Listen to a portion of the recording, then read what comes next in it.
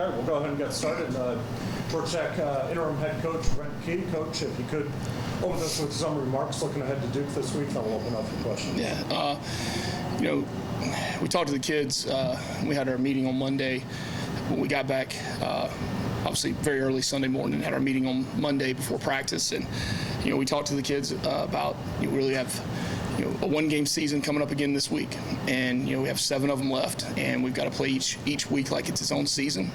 That it's there's nothing behind it, nothing in front of it, and I think if those guys do that, it'll help to bring the focus that they need to be able to go out and execute the way they need to execute, to prepare the way that they need to prepare throughout the week of practice, meetings leading up to practice, and be able to give us a chance to be able to play successfully on Saturday. Another thing we want to talk about is the success is the enemy of success, and anytime you have success, all it does is draw more attention to you, and it creates distractions for players, for coaches, for fans. There's so many things that are in these young men's heads every day from outside and external sources, and whether it be social media, family, friends, they're hearing one thing, but it's our job as coaches to really put the truth in front of them and get those guys to focus in a short matter of time to be able to go out and execute every Saturday afternoon. We've got a really good opponent coming up in Duke. They are. Coach Elko, he's done a tremendous job in a short amount of time with his team. They're well disciplined in all phases, offense, defense, and special teams. They don't do anything to hurt themselves. They do a great job of not committing penalties and provoking and causing other teams to commit penalties. They're 4th in the country in turnover margin right now, which is a huge challenge for us moving forward. Special teams, they do a really good job on special teams. They're sound. Their kick returner and their punt returner are both dynamic players, and have a chance to flip the field and change your vertical field position very quickly. Offensively, you can't say enough about the quarterback and the job that he's done so far this season. He is a tremendous college football player. He really is, and whether it's throwing the football, whether it's scrambling, whether it's a designed read run or a quarterback run, his pocket presence, the moxie he has on the field, it's really he's a fun player to watch. He really is. Now, hopefully, he's not a fun player to watch on Saturday afternoon, but he's got all the intangibles and does a really nice job. And you really equate him to being a point guard on the field for that offense. Defensively, again, across the board as his team is, they're very sound. They play extremely hard. They have 2 defensive tackles who are really good players, big pluggers, strong, hold the point of attack. They're sound on the back end. They know how to make adjustments. They know how to to match your formations with what you're doing. They'll press you up on the outside at the receiver spots and make you have to make you work to get open. And they don't do a whole lot, but they do just enough each week to make to play to what you're doing, to scheme your runs or scheme your protections. Little tweaks they have within the front with their line movements and line games and blitz patterns. So it'll be a really big challenge for us. Not only Saturday, but in this entire week leading up to it. Okay, go ahead and open up for questions. Rod, if you want to get us started, please be sure to take a microphone before you ask a question. Brett, the first couple of games of the year, the defense struggled against the run, and then you go up against Pitt, who had the leading rusher in the league. You had some good success against them. Does that give you your defense confidence going against another top running team in Duke? Every week's a new week, and moving into this week, each team poses different challenges, and they might be a good rushing attack. 2 teams might be both good rushing attacks, but they might do it different ways. Different ways to run the football. Sometimes it's with receivers, sometimes it's quarterback, sometimes running back. A mix of running backs. So each week, there's a different challenge that we have upon us, and the defense has upon them. And so this week, they have to take it. They have to take this week, look at Duke, find out what their strengths and weaknesses are, and understand, to trust the coaches. That the coaches are going to put them in the best position to go out and have success again this Saturday. Kelly. Brent, obviously you want to make changes and tweak some things. didn't have a lot of time to do that last week. How much have you been able to do it? And is a lot of it just going to come during that bye week as well? And how much have you changed kind of practice and that kind of thing?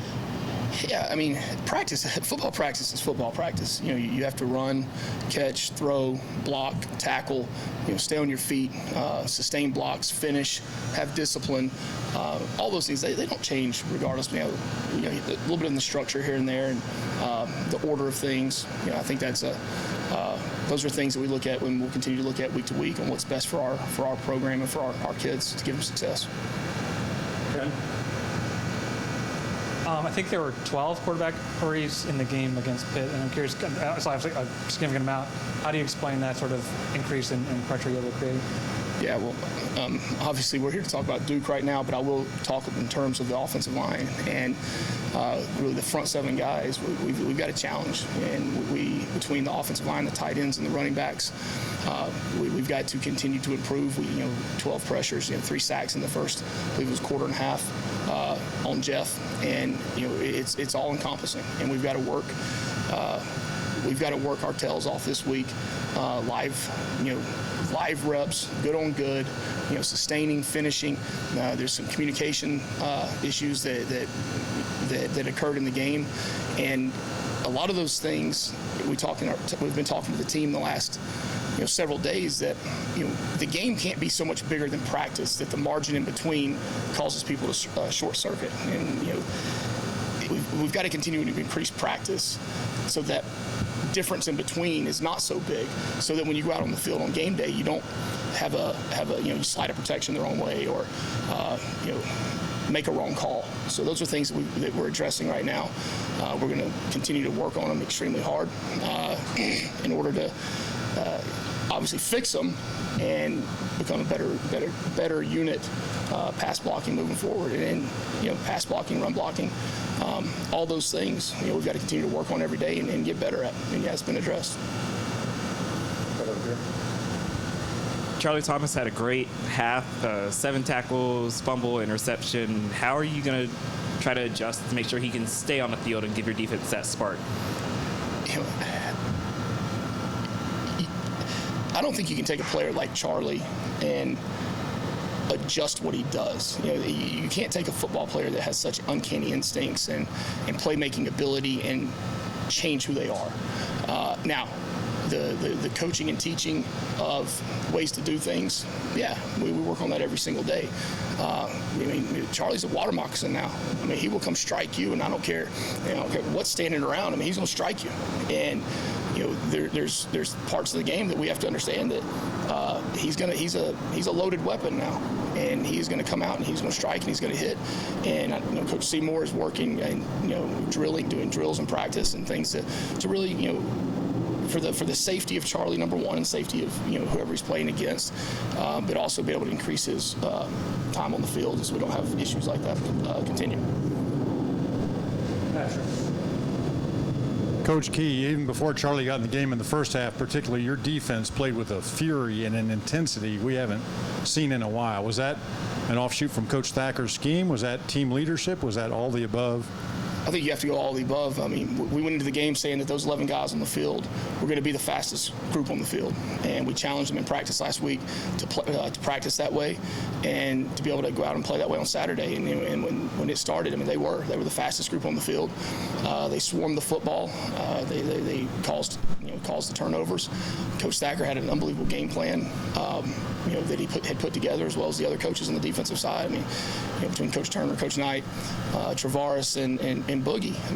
All those guys collectively put together a hell of a game plan that really attacked the strengths of the offense, and we'll continue to work to put our kids in the best position possible so that they can go out and play as fast as possible with a clear head, and not be thinking about making adjustments and and become paralyzed by overanalyzing. And that's the key to good defensive football, is having 11 hateful guys going the same direction as fast as they possibly can. Rod. Clayton Powell Lee is a true freshman who's worked his way onto the depth chart. And what has he done that you really like? And can we expect to see him get more reps moving forward? Yeah, anytime someone's playing well, they're going to continue to get the reps. But reps come down to who are the best players, and it's in the YMCA. And we're not going to play guys just because they're on scholarship. You don't deserve the right to play. You earn the right to play. And as he continues to progress and become a better football player and a better understanding of everything, right, when he's the best guy we feel to put on the game, he will be there. But defensively, but then as a young guy like that is continuing to learn and grow within a scheme, special teams are the place where those guys make their mark. That's where they have to really be a huge benefit to the success of a football team as a young guy, because the young guys that play, it's usually not physicality that they possess, it's usually the intelligence that they possess. And Clayton's a very smart football player. He picks it up clearly and easily, but again, there's only so many reps underneath his belt that he's had a chance to experience things that happen in games. Ken?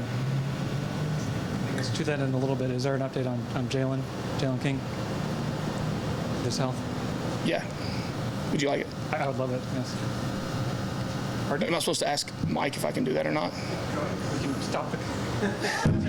You're the coach. No. Yeah, Jalen got hurt in the game the other week. He'll be out this game. He's had surgery. Good football player, unfortunate instance for Jalen. But our thoughts and prayers are with him and his family moving forward. And, we have ample people at that position that we know are ready to step up and make plays as they did on Saturday. Kelly?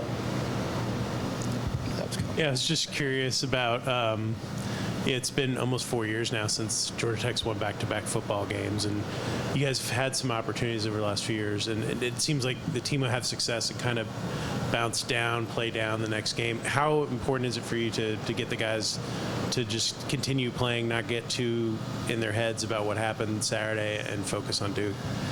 Look, at 8:30 yesterday morning, the previous game was over. It was done. That's why I don't want to talk about it here. I've challenged the kids to put it behind them, and as the adults in the room, we can't do something that we've asked the players not to do. So, like I opened up with, this is our next season. This week is a season, and that's all we're focused on. So, whether consecutive wins, things like that. I mean, success is the enemy of it. More people, they say more people die climbing, going down Mount Everest than actually climbing up Mount Everest.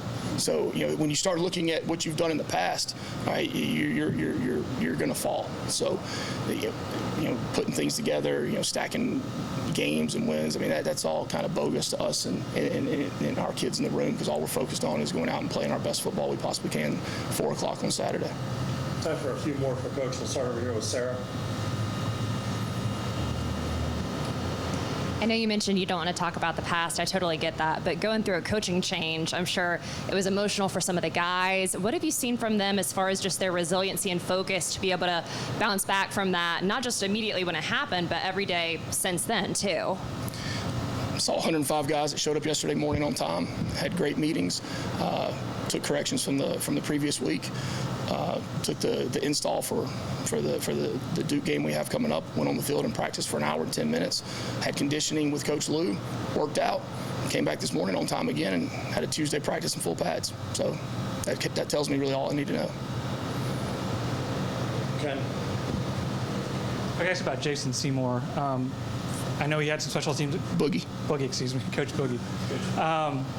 He had some special teams coordinating experience. Was that kind of what were the reasons you brought him on, and kind of what have you seen him do, not just with special teams, but also with Charlie and Ace in particular? Jason's a ball coach now. He is a ball coach, and when we're all long and gone in this profession, and we're laying under the tombstone, I hope somewhere they find some a space to fit that this man here lies a ball coach. That's one of the highest compliments you can give somebody in this profession, and that's what he is. He's a guy that's worked his way up from a Division II coach. He was a longtime analyst and grad assistant, and just kept pushing and waiting for his opportunity, and did an amazing job when he went to Valdosta State last year and taking them to the national championship game. And when you look and you talk about a special teams coordinator, they've got to have the ability to connect with everyone on the team, because it's offense and defensive players that you're motivating and challenging and coaching to play. So, not that other people aren't capable of doing that, but when someone when that opportunity came up and knew we needed to make that move, there was really no one else that I even thought about besides Boogie, and it's because of his toughness, his grit, his attitude, the way he can get through to players, the way he can motivate in his own way to motivate players to play better than they are. The connection he has with everyone on the football team, and my trust in him that he would do above and beyond what was called for that position. And when I first talked about it with him, and we were kind of talking through the pluses and minuses of taking over that position. After he kind of made the decision and said yes, he goes, well, all right, coach, I've already got a 160 play cut up that I made last night, thinking, if anything happened, I might have to be in this position. So, he's a ball coach, and I couldn't give him any higher compliment than that. Right. Jason has two of the best linebackers in the league, in Ace and Charlie, but you have a third guy in Trinelius who's really stepped up when given a chance. Do the defensive coaches look for a way maybe to try to get him also on the field? Do you want me to just give out all the scheme that we're going to do on Saturday? We can give you the playbook and the game plans and everything too if you want. But we're probably going to play him at nose guard to be able to get his athletic ability on the field. We've also looked at him at corner and then possibly playing a left guard spot. So he's a very versatile player that we think a lot of. Kelly, if you want to wrap this up. With Jalen King out, do you kind of look at, you have Derek Allen and Miles Brooks kind of split at one of the safeties. Do you look at maybe moving one of them around just to give you a little more experience and depth there to go with Clayton and maybe? I'll make sure to give you the final depth chart as well, and so we can so Duke can know exactly who's playing at what spots and all that. Y'all have mentioned a lot of the guys that in that spot. We have ample talent there. As much as you hate losing Jalen's. The leadership that he has, the poise that he has, the experience that he has, that's not a position that we're worried about, finding someone to step in there and play at a high level. And one last question. One of your guys, Joe Fusil, had kind of tragedy with his family. Are you kind of, how's he doing, and do you expect to see him this week? Just